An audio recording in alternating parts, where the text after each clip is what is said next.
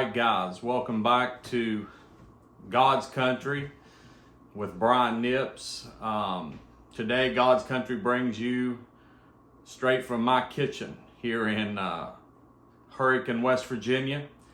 And the purpose of today's video, it's going to be a short video, but I'm hoping to be able to help somebody that is thinking about getting into trout fishing. Maybe they've never done it before. Maybe, you know, you've watched videos on YouTube. You've seen people out there in these mountain streams catching trout. And you've thought to yourself, I think that would be a lot of fun, but I'm not really sure where to begin. And so I'm just going to go over today a few of the basics and just to kind of give you a general idea of how to get started. And if you've watched any of my videos or anybody else's videos on YouTube and you thought, man, that looks like that would be a lot of fun, I'm going to show you how an average person on an average income can go out and get some equipment to get started without breaking the bank, and you can go out there and do what you see myself and others doing on a regular basis, and that's catching trout. So the first thing we're going to start off with is the fishing pole, obviously. And what I've got today, and I don't know how well you're going to be able to see this, but this is a Zebco microlight reel, and it comes with this comes together. The pole and the reel come together. This is a combo package, and this is going to cost you approximately 35 bucks at Walmart. Now, a lot of people think, oh, I'm not using a close-face reel, man. That's for a little kid. I'm too old for that, or that ain't cool, or whatever. Listen, let me tell you something. When you're fishing extremely light line, extremely light tackle, but you want to get long distance on your cast, you can't beat a cheap Zebco microlight reel. It's all you need. You don't have to go out there and get a $200 St. Croix pole. You don't even have to get a top-of-the-line Fluger or anything like that. You can go to Walmart for 35 bucks and get that combo that I just showed you, and it comes already spooled with 4-pound test line, which, by the way, that's what you want. You want 4-pound test line. And I know a lot of people like to use 6-pound test line, and in the early season, when there's plenty of water in the stream, you can get by with that. But come later in the season, once you get in May and that water starts getting real low and the temperature is heating up, the water's getting low, it's crystal clear, you can see fish laying out there.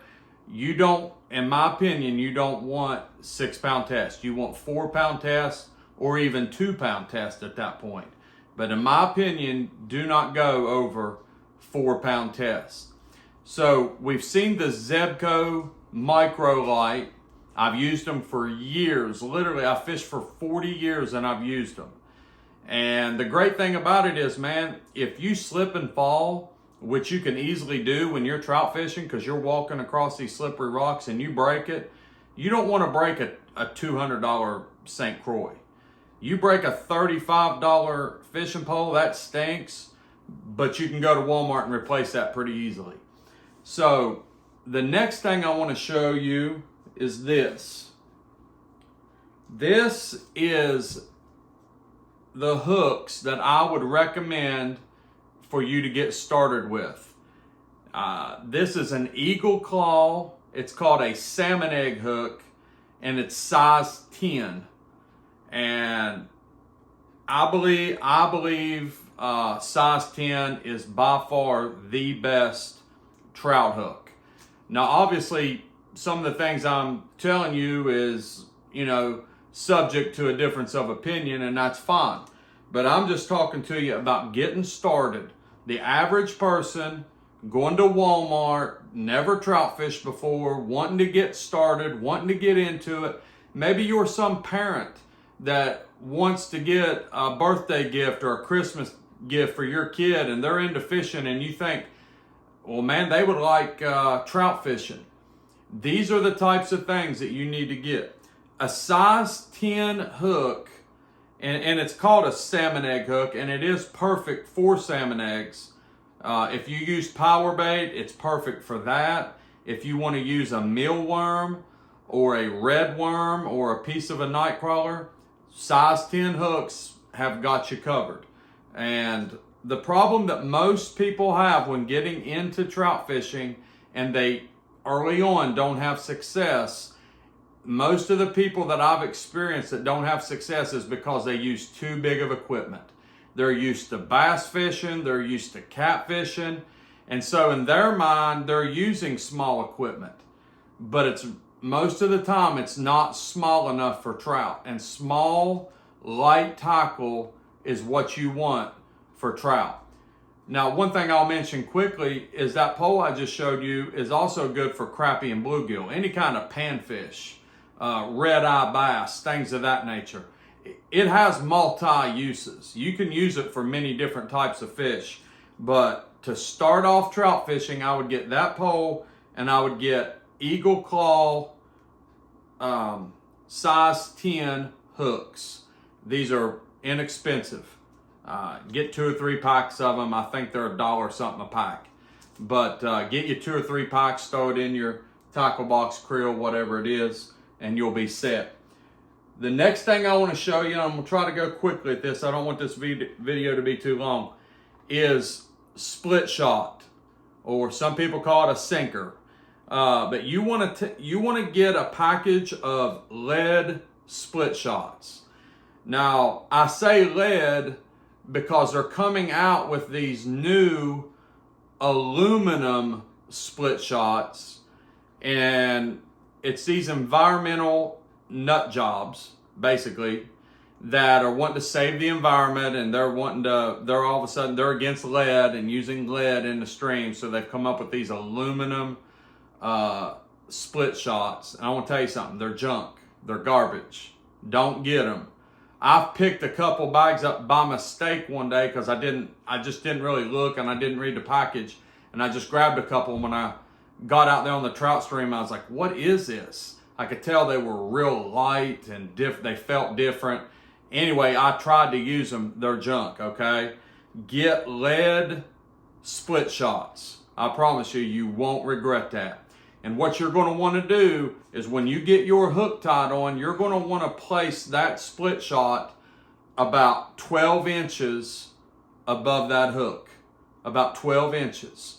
And with one of these split shots and 4-pound test line and that Zebco rod and reel combo that I just showed you, you'll be able to cast all the way across pretty much any stream in West Virginia for the most part. You'll be able to get where you need to get with no problem whatsoever if you use this setup.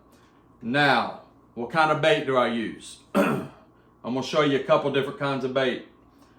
The first bait I'm going to show you, to me, is the gold standard in trout fishing. And that is shrimp eggs. Now, I want to say this. There's different brands of shrimp eggs. And most of the time, I'm not a huge brand guy when it comes to fishing. But I swear by Atlas Mike's shrimp eggs. I would not get any other brand. I wouldn't try to save money and get, Walmart or some cheaper brand. I would go with the Atlas Mike shrimp eggs. This jar of shrimp eggs is approximately $4 and something. So they have gone up significantly since when I started fishing. Used to pay $1.99 for this. Now it's $4 something. But it's worth it. January, February, March, and April are the months that I have the most success with this bait.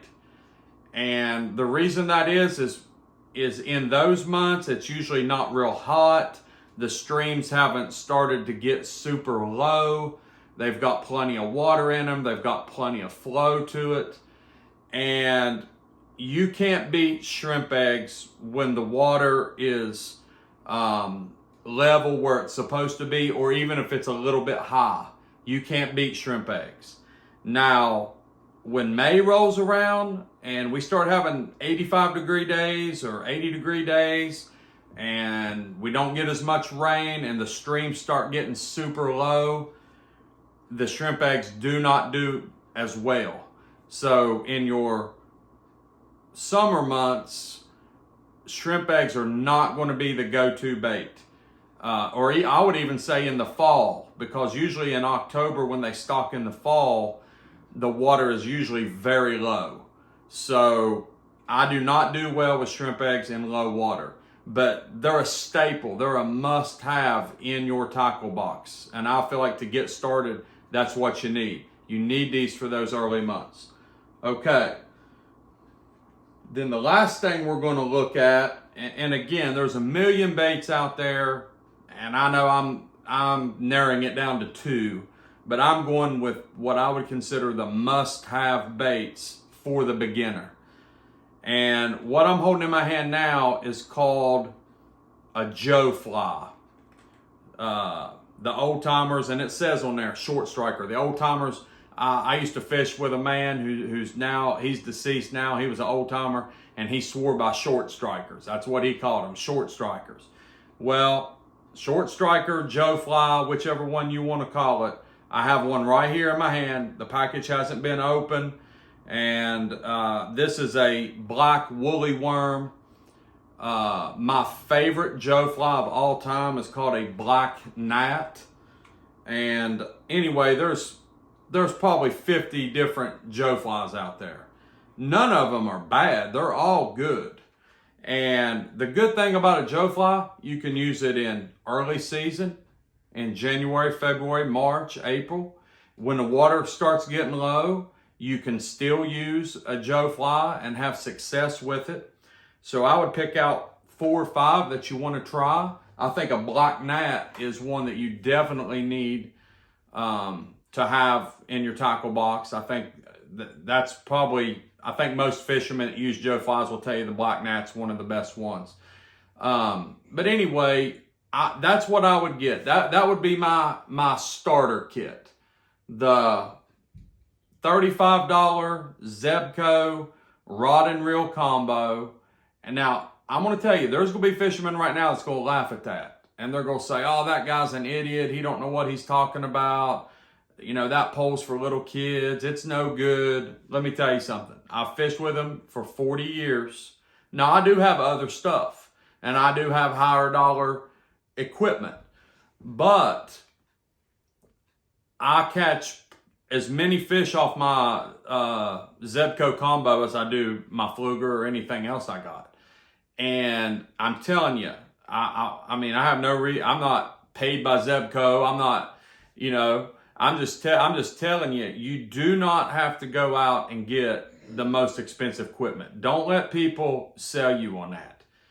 Go and get you a $35 combo. Get you a jar of Atlas Mike salmon eggs, get you a few Joe flies, and go fishing. Now, there are some other baits. I mean, mealworms are very good, and Walmart sells those. Red worms are very good. Walmart sells those. Night crawlers are good. You know, you don't want to use a whole night crawler on that size 10 hook, but you can cut it in half and use it.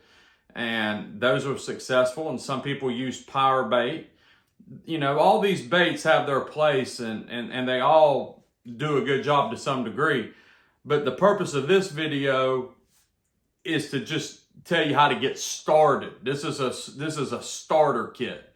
If you're looking to get your kid into fishing, maybe, you know, as an Easter gift, you could go to Walmart and get this stuff that I mentioned and not spend an arm and a leg and you or your kid or whoever, your wife, whoever it is that's getting started into trout fishing, could go this weekend with the equipment that I just showed you, and you could do what you see me doing in these videos, and that's catching trout. I mean, I'm just telling you, I don't have any secret sauce. I'm no expert, just an average guy that loves to go to the mountains and have a good time, and quite frankly, I can't afford a lot of this, this expensive stuff. I don't have the money to go out and spend thousands of dollars on fishing equipment, but I can go to Walmart and pick this stuff up. I'm blessed to where I do have the ability to do that. And so, I hope this video helps you. If you're getting started, I hope that that you're able to purchase some of these things to get out there on the water. And remember, catching fish is obviously a lot of fun, and we all want to catch fish. But the experience of getting out of the house, getting out into God's country, getting out on a trout stream in the middle of the mountains somewhere, that's what it's all about. You'll catch fish. It may take you a little bit to get used to the casting and figuring out where the fish are. You'll get on fish. But listen, don't let how many fish you catch or don't catch determine whether or not you have a good time. Load your family up, get out on the stream and get out of the house, and I think it's a blessing for a family to just be able to get out and fish together. And if you're the average family and you don't have a boatload of money, and you're like me and my family, you have maybe a limited income, you can go to Walmart and get this stuff and have a good time, okay? All right, thanks for watching. We'll see you out on the water somewhere. Thanks for watching God's Country.